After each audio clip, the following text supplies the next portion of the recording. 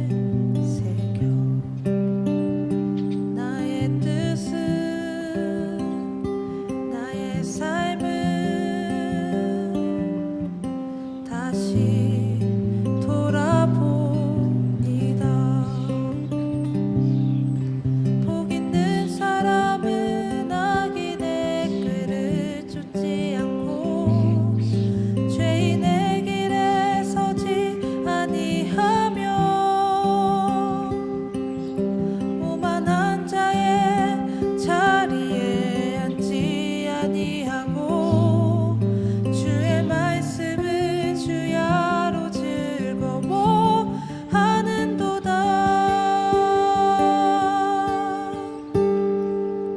주 하나님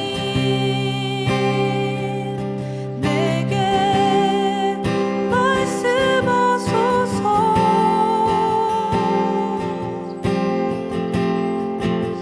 주의 말씀 듣기 나 원합니다.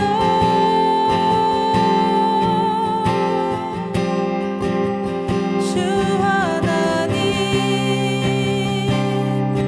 내게 말씀하시네.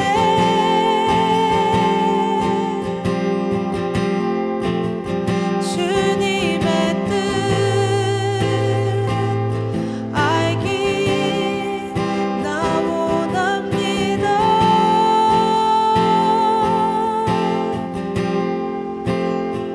주 말씀은 살아계셔 나를 보게 하시고 말씀으로 나의 삶을 인도하여 주소서. 복 있는 사람은 악인의 꾀를 쫓지 않고 죄인의 길에 서지 아니하며 오만한 자의 자리에 앉지 아니하고 주의 말씀을 주야로 즐거워하는도다. 복 있는 사람은 악인의 꾀를 쫓지 않고 죄인의 길에 서지 아니하며 오만한 자의 자리에 앉지 아니하고 주의 말씀을 주야로 즐거워하는도다.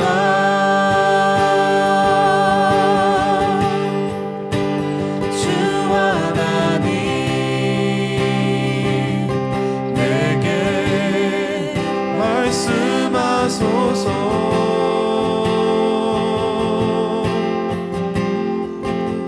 주의 말씀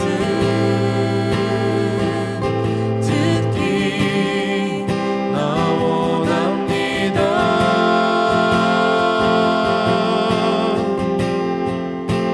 주 하나님 내게 말씀하시네.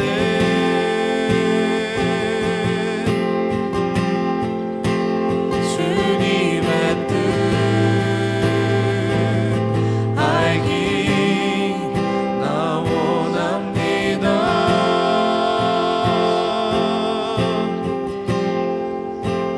주 하나님 내게 말씀하소서.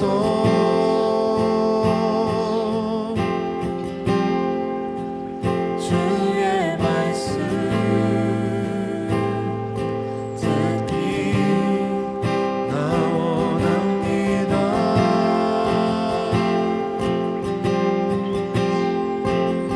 주 하나님 내게 말씀하시네.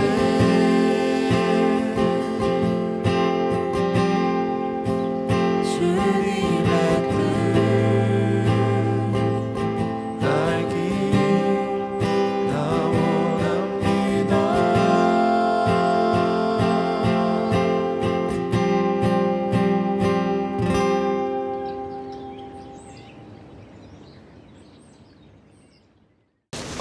네, 오늘 우리에게 주신 하나님의 말씀은 창세기 18장 20절에서 23절, 27절에서 28절의 말씀입니다.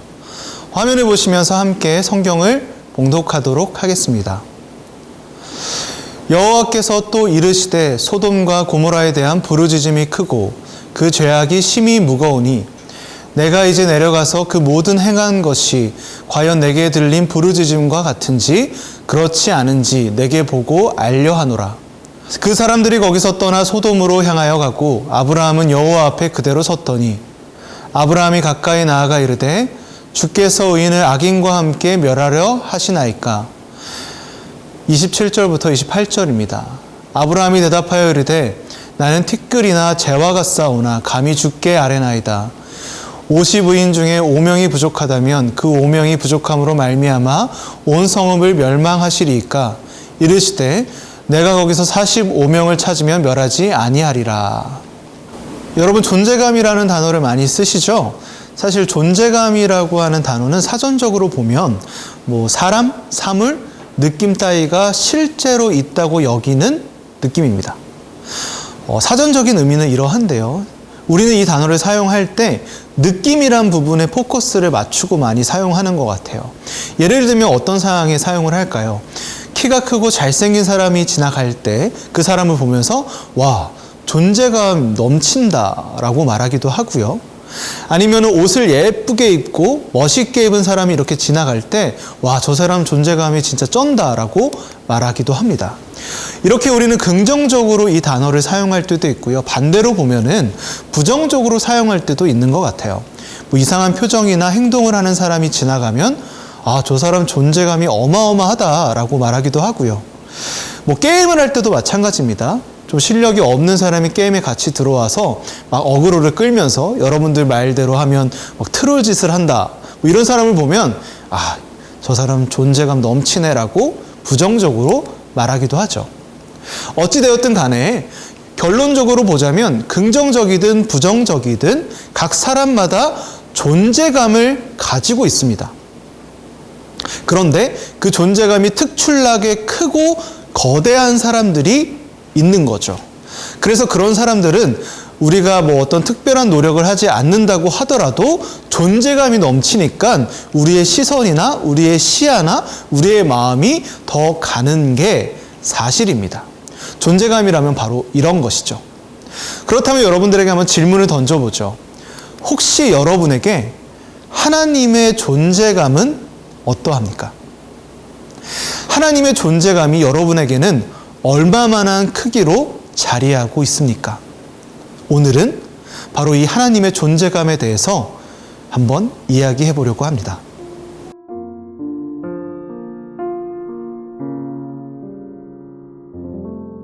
여러분, 오늘 본문을 보면 막장 도시가 하나 등장을 하죠. 바로 소돔과 고모라입니다.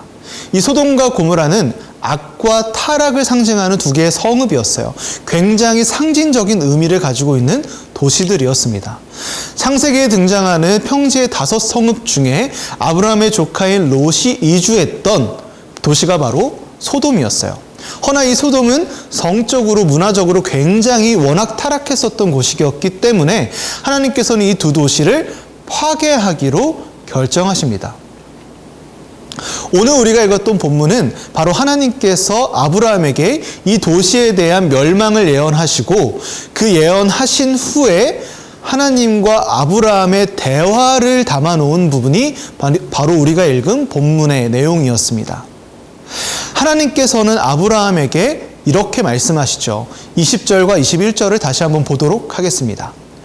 여호와께서 또 이르시되 소돔과 고모라에 대한 부르짖음이 크니 그 죄악이 심히 무거우니 내가 이제 내려가서 그 모든 행한 것이 과연 내게 들린 부르짖음과 같은지 그렇지 않은지 내가 보고 알려 하노라. 여러분, 하나님의 분노가 느껴지시나요? 내가 내려가서 직접 그 도시의 타락을, 그 악함을 확인하겠다. 하나님께서 보여주시는 어떤 분노의 데시벨이 굉장히 높다는 것을 우리는 발견할 수 있습니다. 이런 하나님 앞에서 아브라함은 이렇게 대화를 시작하죠. 23절입니다. 아브라함이 가까이 나아가 이르되 주께서 의인을 악인과 함께 멸하려 하시나이까. 아브라함이 가지고 있던 마음은 무엇이었을까요? 아주 작은 희망이었습니다. 하나님, 그곳이 비록 타락한 곳이지만 그곳에도 하나님을 믿고 하나님을 따르는, 하나님의 뜻대로 살아가는 의인이 있지 않겠습니까? 하나님께서 그 두 도시를 멸망하신다면 함께 있는 의인들조차 같이 죽게 되는 일이 벌어지지 않겠습니까? 그런 의인들은 죽이지 않아야 하지 않겠습니까? 아브라함은 바로 하나님께 이렇게 말씀드리고 있었던 것이죠.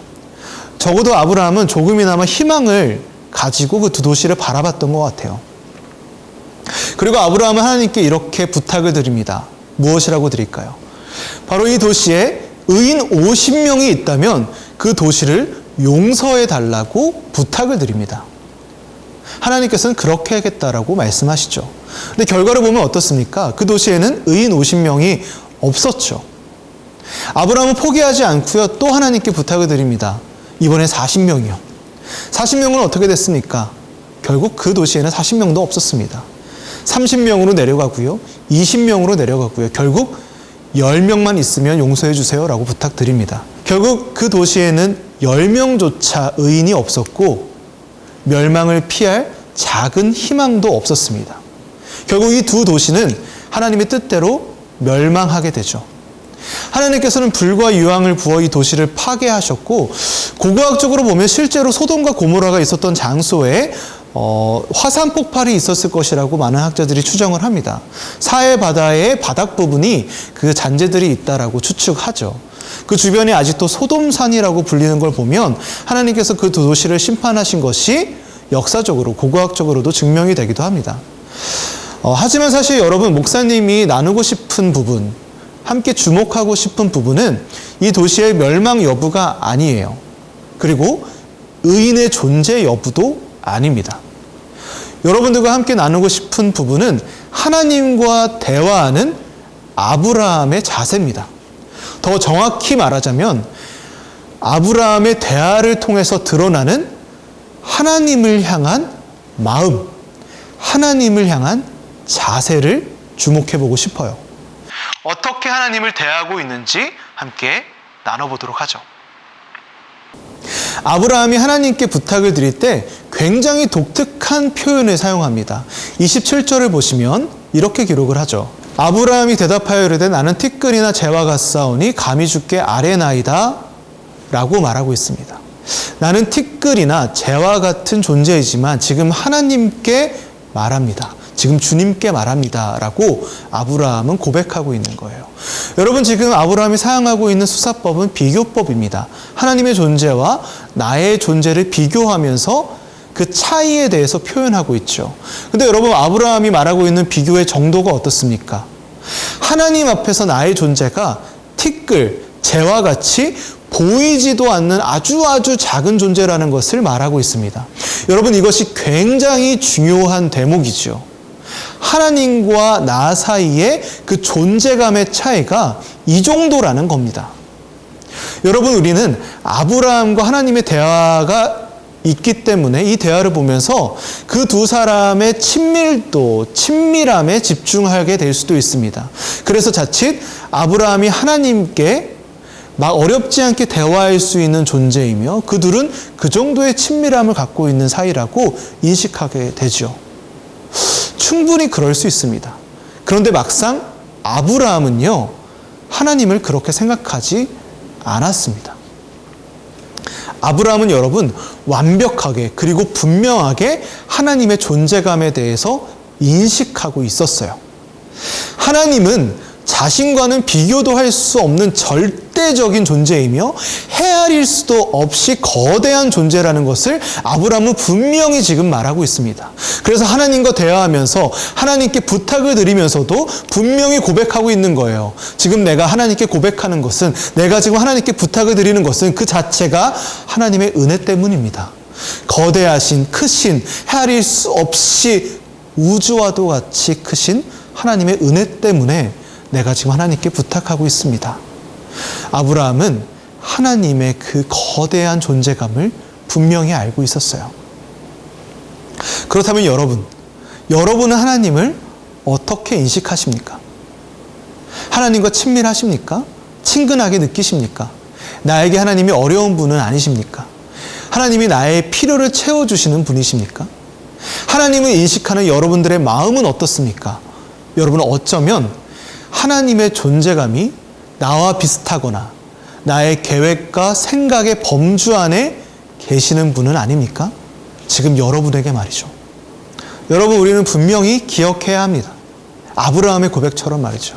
하나님의 존재는, 그 존재감은 사실 우리가 헤아릴 수 없는 우주와도 같은 존재입니다. 우리는 그저 그분의 은혜로 그분과 대화하며 그분이 주시는 은혜를 누리고 또한 그분에게 기도할 수 있는 존재이죠. 하나님은 언제나 크신 하나님의 존재였습니다. 우주와도 같은 분이셨죠. 우리가 그 앞에 있는 티끌과도 같은 존재임을 분명히 인식할 때 그분이 주시는 은혜에 대한 진정한 감사를 할 수 있는 겁니다. 하나님의 존재감은 거대하시며 우주와도 같으시죠.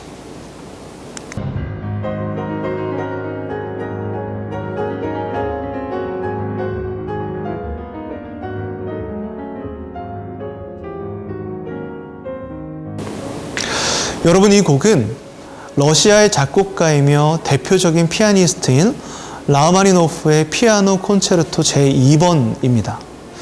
여러분이 잘 알고 있는 조성진의 연주로 더욱 유명한 곡이기도 하죠. 이 음악을 듣고 있으면 참 아름답다, 참 강물이 흘러가듯 예쁘다, 예쁜 선율이다, 이렇게 느낌이 오곤 합니다. 사실 저는 이 음악보다 라흐마니노프가 남겼던 음악에 대한 명언이 더욱더 기억에 남습니다. 라흐마니노프가 어떻게 음악에 대해서 말하고 있는지 이 명언을 한번 보시죠. 라흐마니노프는 이렇게 음악에 대해서 말했습니다. 음악은 인생을 위해 충분하지만 인생은 음악을 위해 충분치 않다. 여러분, 이게 무슨 말일까요? 대작곡가였던 라흐마니노프도 음악 앞에서 이러한 고백을 하고 있는 겁니다. 음악은 인생을 채우기에 넘치게 충분한 거대한 존재이지만 우리의 인생으로는 음악을 다 채우기에는 충분하지 않다고요. 그는 분명히 알고 있는 겁니다. 우리의 보잘것없는 작은 인생은 음악 앞에서는 아무것도 아니라는 것을. 음악은 우리의 인생 앞에서 헤아릴 수 없이 거대한 것이라는 걸 지금 라흐마니노프는 말하고 있는 거죠. 그리고 사실 저는 이 고백이 하나님 앞에 선 아브라함의 고백과 같은 고백이라고 생각합니다. 이 음악이라고 하는 단어를 하나님으로 바꿔 우리는 고백할 수 있겠죠. 하나님은 우리의 인생을 위해 충분한 분이시지만 우리의 인생은 하나님을 위해 충분치 않다. 우리는 하나님 앞에서 하나님과의 존재감의 차이를 기억해야 합니다. 아니, 그분의 크심을 기억할 수 있어야 합니다. 그리고 그 크신 하나님의 은혜를 기억하면서 하나님이 나를 어떻게 이끌어 가실지 믿음으로 기다리고 기대하는 삶이 우리의 삶이 되어야 하죠. 하나님이 이끄시는 여러분들의 삶은 여러분들이 생각하는 것보다 훨씬 더 멋지고 아름다울 거예요. 그 믿음의 고백들이 여러분들 삶에 가득할 수 있기를 간절히 소망합니다. 기대를 가지고 하나님의 크심을 바라봅시다. 함께 기도하겠습니다. 주님, 티끌과도 같은 우리의 작음을 봅니다. 우주와도 같은 하나님의 크심을 봅니다. 크신 하나님 앞에 우리는 온전히 순종하고 무릎을 꿇습니다. 그리고 우리를 하나님의 뜻대로 인도하시고 걷게 하시는 은혜로 나아가길 원합니다. 우리의 계산으로는 도저히 알 수 없는 우리의 인생길을 아름답고 가치 있게 만들어 가시는 하나님을 믿으며 기대와 기쁨으로 하나님의 길을 걸어갈 수 있는 우리가 될 수 있도록 인도하여 주시옵소서. 이를 통해 우리의 신앙과 삶이 더욱 단단하게 세워질 줄로 믿사오며 모든 말씀 예수님의 이름으로 기도드립니다. 아멘. 이제는 우리 주 예수 그리스도의 은혜와 하나님의 크신 사랑하심과 성령님의 감화, 감동, 교통케 하시는 역사가 크신 하나님을 기억하고 그 크신 하나님의 이끄심을 온전히 믿고자 나아가는 청소년부 모든 공동체 위에 이제로부터 영원까지 함께 하시기를 간절히 축원하옵나이다. 아멘.